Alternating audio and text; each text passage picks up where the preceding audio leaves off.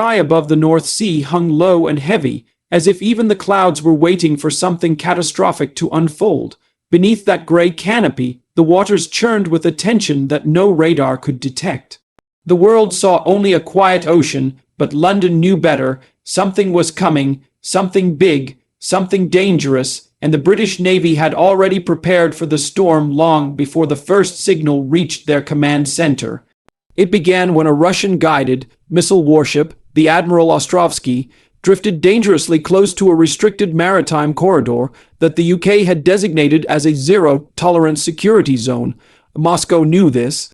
The world knew this, and yet the ship moved forward, slow at first, then with deliberate acceleration, challenging Britain's patience, testing London's red lines, and pushing the geopolitical balance towards the edge of chaos.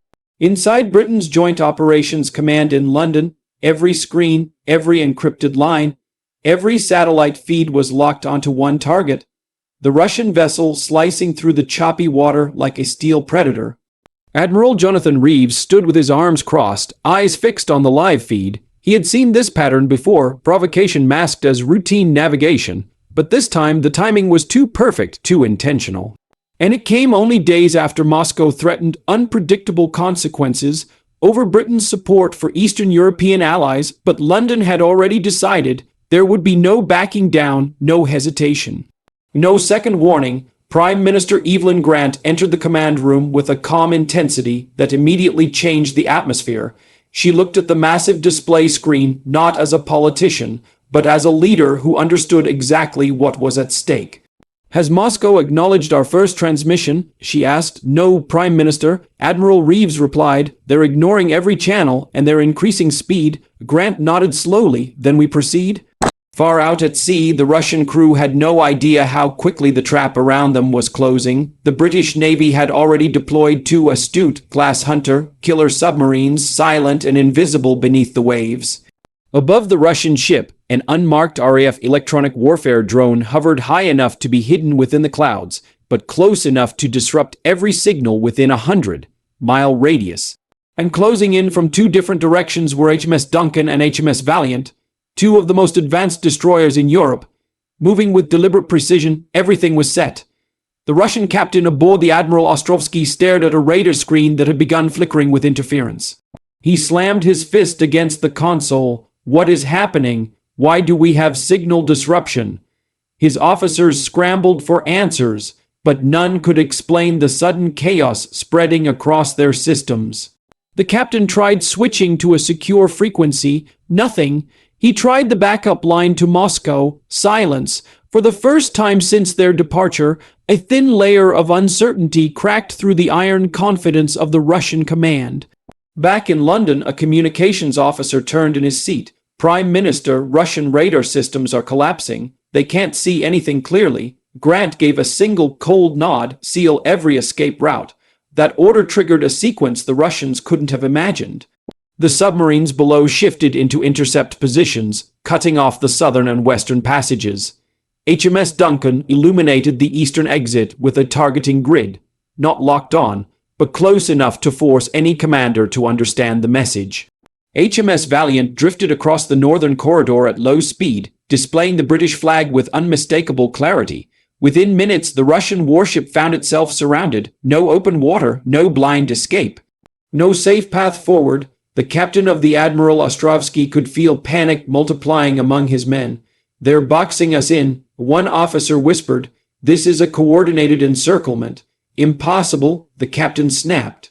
The British wouldn't. His voice faded the moment he looked through the bridge windows. He saw it, a vast silhouette emerging from the fog. HMS Duncan, its missile bays exposed, engines steady, and its deck bristling with advanced weaponry. It wasn't firing, it wasn't threatening, it was simply blocking the way with silent authority. Then came the sound, a low, vibrating hum beneath the water, a sign that something massive was lurking in the depths. The captain's throat tightened. Submarines, British submarines, multiple. He spun to his officers. "We need to retreat, now." But retreat to where? The northern corridor was now closed. The east was blocked. The south was jammed by electronic warfare. The west was covered by a second destroyer.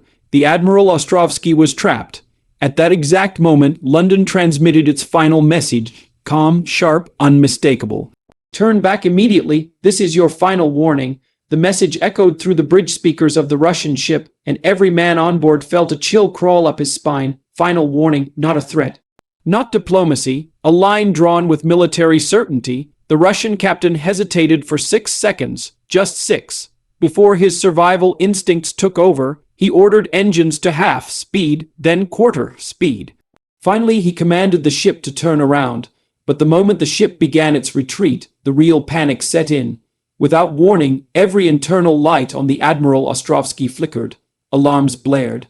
The navigational systems glitched into static. The combat control interfaces rebooted suddenly. What is happening now? The captain barked. One trembling officer responded, Sir, the British are jamming us from all sides. We're blind. The captain clenched the railing so hard his knuckles turned white. He understood the situation now in full. London wasn't trying to destroy them. London was demonstrating something else, total domination. They could shut down the ship, cripple its systems, control its movement, blind its sensors, block its escape, all without launching a single shot. As the Admiral Ostrovsky slowly retreated, the crew watched in silent humiliation.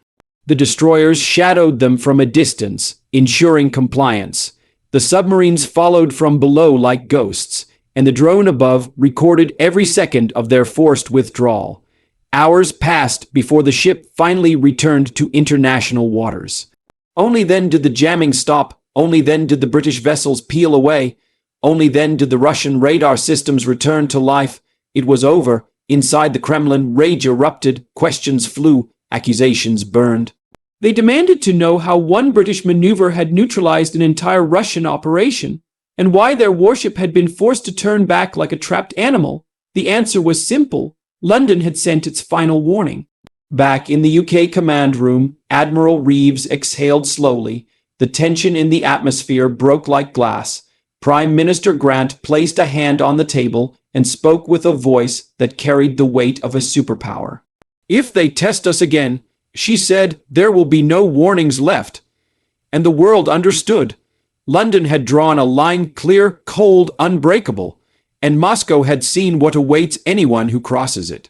A war won without missiles, a victory achieved without destruction, a message delivered without firing a single shot, but the power behind it echoed across oceans.